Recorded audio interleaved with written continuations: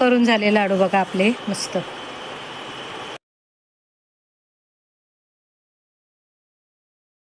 Hello friends, कसे आहात? स्वागत आहे तुमचं आपल्या मराठी यूट्यूब चॅनलमध्ये. सर्वात आधी तुम्हाला लक्ष्मीपूजन दीपावलीच्या खूप खूप शुभेच्छा. दिवाळी तर आली, पण फराळाचं तर अजून एक बाकीचे. आज मी काय करते सांगते. रव्याचे लाडू करते. रव्याचे लाडू तर तसे मी केलेत, पण ते बिना पाकाचे केले. थोडेसे कमी वाटले, म्हटलं चला परत करूया. आज पाकाचे रव्याचे लाडू करणार आहे मी. थोडेसेच करते, पण असावेत आपले जास्तीचे म्हणून करणार आहे बघा मी.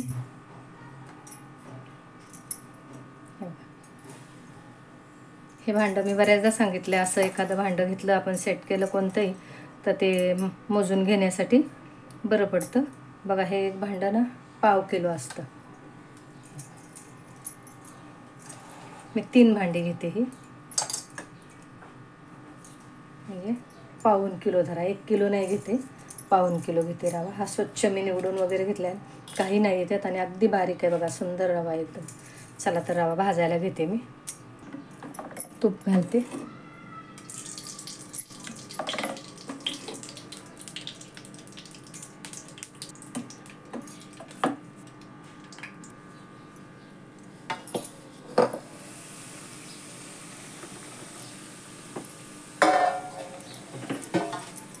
रवा छान भाजून घेते चांगला.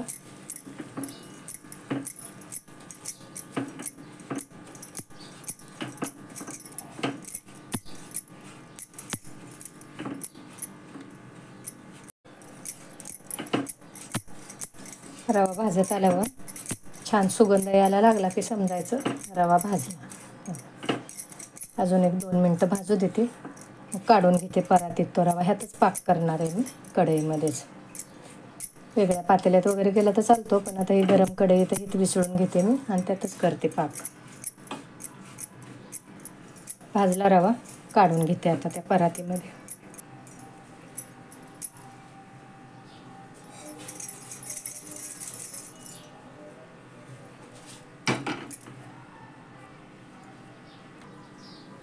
पाणी घालते बघा ह्या कढईमध्ये, 1 ग्लासभर पाणी घालते. साखर घालते. ह्या भांड्याने आपण 3 भांडे रवा घेतलाय ना, तर 2 भांडे मी साखर घालते. 2च भांडे घातले.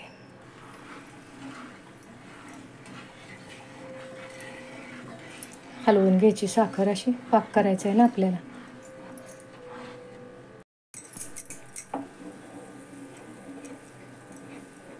पाक करताना एकसारखं हलवत राहायचं.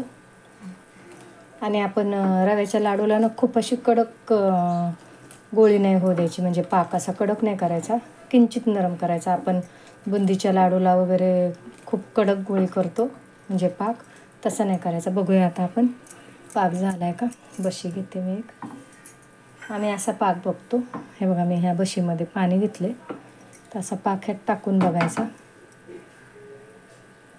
हे बघा, ह्याची गोळी बनायला लागली ना. हे बघा, अशी कच्ची गोळी बनली पाहिजे, पक्की नाही. झाला पाक, गॅस बंद करते मी आणि हा रवा ह्यात टाकून देते. वेलची आणि जायफळची पूड घालणार आहे मी, आधी हे घालून घेते.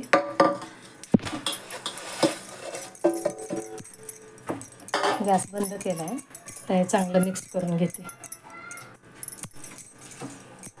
बारीक रवा छान फुलतो चांगला. लाडू करायला जाड रवा कधीच घ्यायचा नाही, बारीकच घ्यायचा. हे बघा, ह्यात मी आता वेलची जायफळची पूड घालते. आणि तुम्हाला वाटलं तर काजू बदाम काही घाला, मी प्लेनच करते. फक्त केल्यावर मग त्याच्यावर मी चारोळी लावणार आहे थोडीशी. काजू बदाम टाकायचे असले तर टाका, नसले टाकायचे तर नका टाका. हे बघा,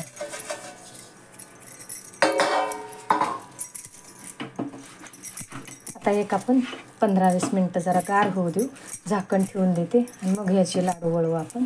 हे चांगलं मिक्स करून घेतलं.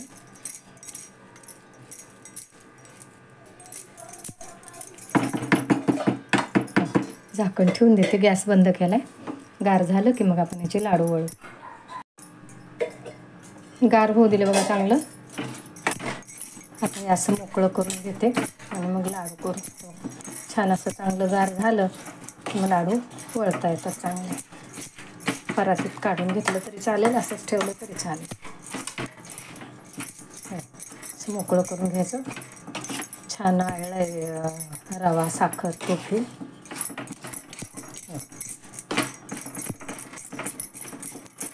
रव्याचे लाडू कधीच म्हणजे पाकात घातल्या करायला नाही घ्यायचे, जरा असं गार होऊ द्यायचं चांगलं. चला आता करायला घेते मी लाडू.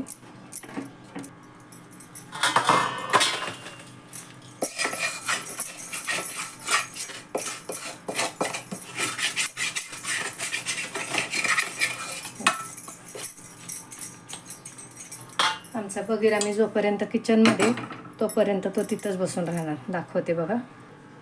हे बघ बघी, बघी इकडे बघ बाळा. जा ना बाहेर बस, का किचनमध्ये बसलाय?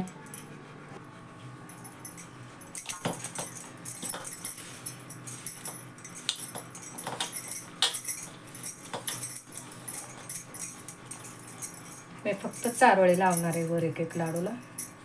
काजू बदाम काहीही घातलं नाही मी. असे प्लेनच चांगले वाटतात मला.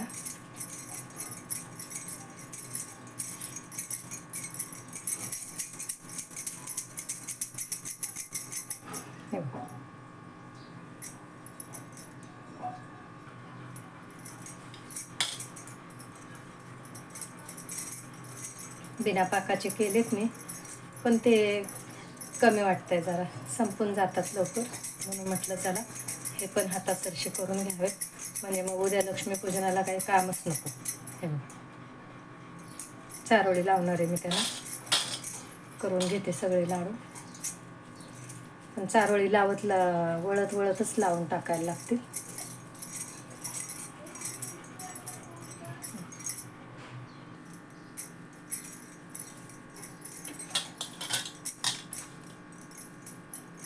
मध्यम आकाराचेच करते लाडू मी, खूप मोठे पण नाही, खूप बारीक पण नाही.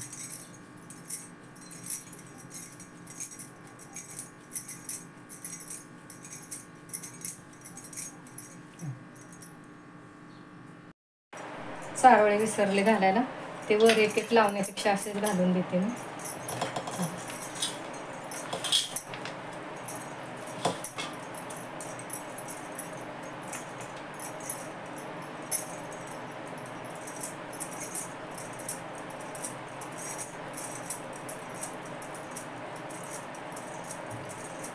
ते काय होतं, कधी कधी ते वर लावलेले असे लावलेत ना, ते लगेच निघून जातात, म्हणून मग आता यातच टाकून दिले मी. अजून थोडेसे घालते.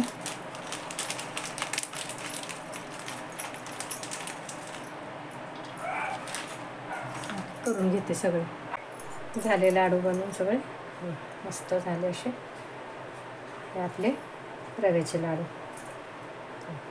कसे वाटले कमेंट करून सांगा. आवडले तर लाईक करा, शेअर करा, सबस्क्राईब करा.